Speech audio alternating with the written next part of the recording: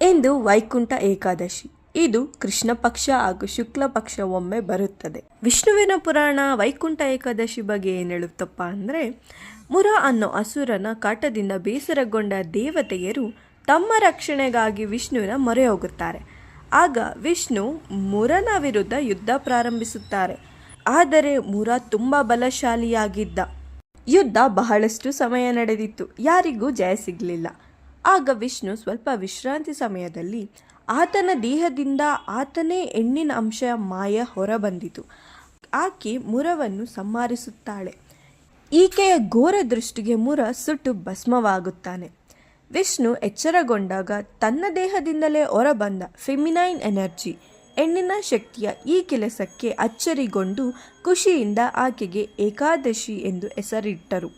ವಿಷ್ಣು ಆಕೆಗೆ ಏನು ವರ ಬೇಕೆಂದು ಕೇಳು ಎಂದು ಹೇಳಿದಾಗ, ನಾನು ಮುರನನ್ನು ಸಂಹಾರ ಮಾಡಿದ ದಿನ, ಈ ದಿನ ನಿನ್ನನ್ನು ಆರಾಧಿಸೋ ಅಷ್ಟು ಭಕ್ತರಿಗೆ ಸ್ವರ್ಗದ ವೈಕುಂಠ ದ್ವಾರ ತೆರೆದಿರಬೇಕು. ಅವರ ಅಷ್ಟು ಪಾಪ ಕರ್ಮಗಳು ತೀರಿ ಅವರಿಗೆ ಮೋಕ್ಷ ಲಭಿಸಲಿ ಎಂದು ಕೇಳಿಕೊಳ್ಳುತ್ತಾಳೆ.